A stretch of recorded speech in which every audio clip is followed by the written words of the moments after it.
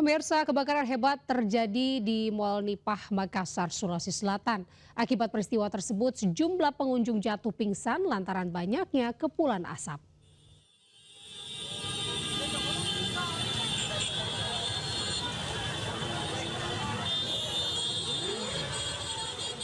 Kebakaran hebat melanda Mall Nipah di Kecamatan Panakukang, Makassar, Sulawesi Selatan.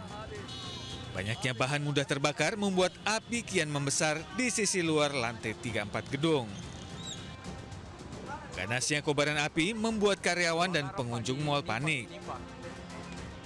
Di lantai atas Nipah nih.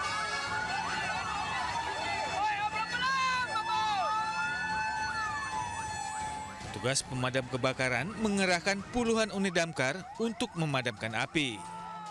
Dalam waktu 20 menit, petugas berhasil menjinakkan si jago merah. Kebakaran diduga akibat korsleting listrik pada lampu neon di lantai 3 dan 4 yang ada di sisi kiri gedung.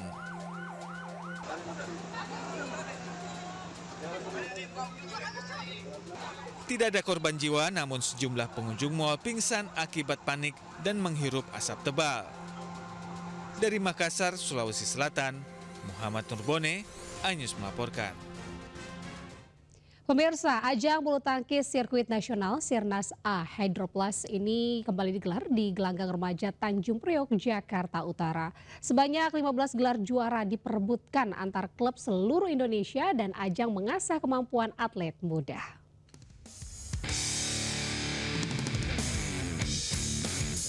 Sebanyak 15 gelar juara diperebutkan dalam rangkaian pertandingan final Hydroplus Sirkuit Nasional Sirnas A DKI Jakarta 2026 yang berlangsung di Gelanggang Remaja Tanjung Priok, Jakarta Utara. Beberapa pemain juga berhasil mengukir gelar juara Hydroplus Sirnas A 2026 untuk kali pertama setelah hasil kurang maksimal pada 2 seri sebelumnya. Khusus di Hydroplus Sirnas A DKI Jakarta 2026 3-8 Agustus, tingginya jumlah peserta menjadi bukti jika gairah bulu tangkis di Indonesia terus terjaga. Total 1.182 pebulu tangkis dari 243 klub di berbagai daerah ambil bagian dalam kejuaraan berskala nasional ini. Panitia pun menggunakan 3 gedung olahraga sebagai arena pertandingan, yaitu Gelanggang Remaja Tanjung Priok, Gelanggang Remaja Jakarta Utara, dan Gor Replay. Tim Liputan iNews melaporkan.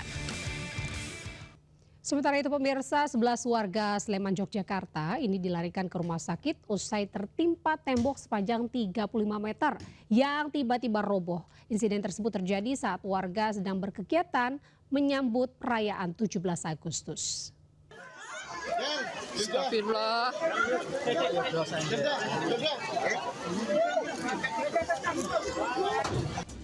Detik-detik menegangkan terjadi saat ratusan warga Perumnas Mino Martani, Kecamatan Ngaglu, Kabupaten Sleman, Yogyakarta, mengikuti kegiatan jalan sehat dan senam pagi menyambut hari ulang tahun ke-81 kemerdekaan Republik Indonesia pada hari Minggu.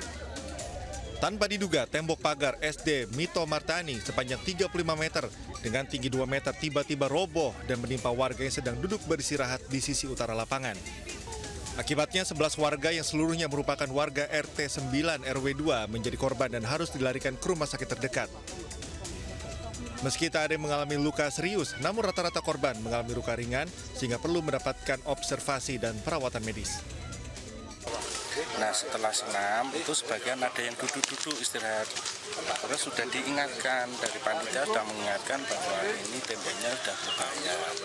Nah, belum sampai selesai kan tembok roboh gitu ya Pak ya.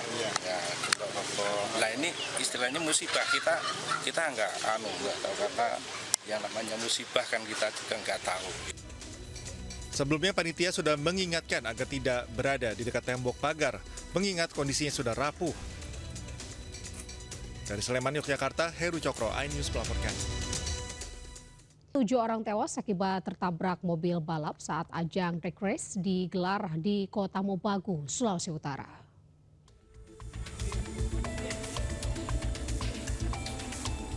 Mobil pembalap menabrak kerumunan penonton di sirkuit non-permanen Jalan AP Mokoginta, Desa Upai, Kecamatan Koto Mobagu Utara, Sulawesi Utara. Kejadian ini berawal saat mobil sudah melewati garis finish. Namun di area pengereman, sopir hilang kendali hingga mobil keluar dari lintasan. Akibat kejadian itu 7 orang tewas dan 9 luka berat. Para korban luka langsung dibawa ke Rumah Sakit Umum Daerah Kota Mobagu. Para korban luka langsung dibawa ke RSUD Kota Mobagu dan Rumah Sakit Monopiah. Hingga saat ini kepolisian Polres Kota Mobagu masih melakukan penyelidikan untuk mengetahui penyebab pasti kecelakaan. Sementara panitia menyatakan akan bertanggung jawab dan memberikan santunan kepada para korban. Tim Liputan 9 News melaporkan. Pemirsa, seorang wanita Parubaya ditemukan tewas bersimbah darah di kamar rumahnya di Pekanbaru Riau. Sebelum ditemukan tewas, korban ini bertengkar dengan mantan suaminya.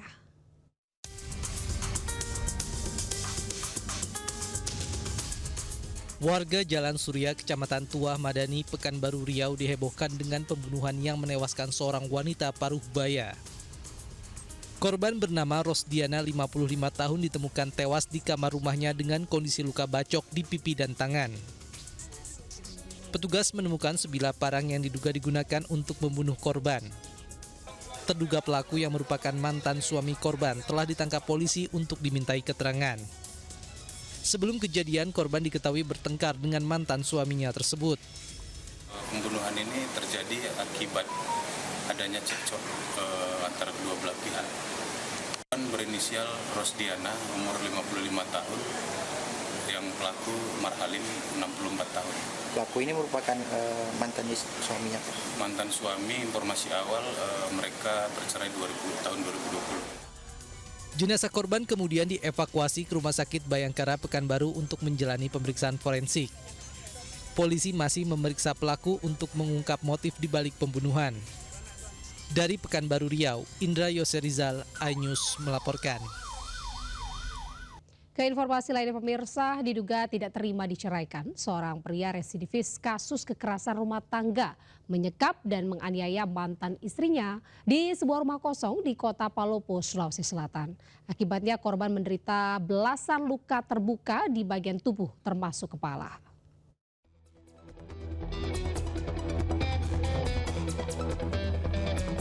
HS 28 tahun, seorang ibu dua anak ini hanya bisa terbaring tak berdaya usai menjadi korban penganiayaan oleh mantan suaminya. Korban disekap dan dianiaya oleh mantan suaminya di sebuah rumah kosong di Kelurahan Takala, Kota Palopo, Sulawesi Selatan. Korban menderita belasan luka di bagian tangan hingga kepala. Peristiwa berawal saat korban diajak oleh mantan suaminya untuk menjemput anak mereka. Bukannya menjemput anak, pelaku justru membawa korban ke sebuah rumah kosong, lalu menyekap dan menganiaya korban. Motif penganiayaan diduga pelaku dendam setelah diceraikan oleh mantan istrinya. Bu Pak, untuk dari kaki sampai badan itu ada kurang lebih 10 Pak. Kalau untuk kepala, satu kepala Pak, menyeluruh dicincamanya, KDRT dulu kan pertama, di situ dia sempat cerai. Pihak keluarga telah melaporkan kasus penganiayaan ini ke Mapores Kota Palopo dan berharap pelaku segera ditangkap. Dari Kota Palopo, Sulawesi Selatan, Nasruddin Rubak melaporkan.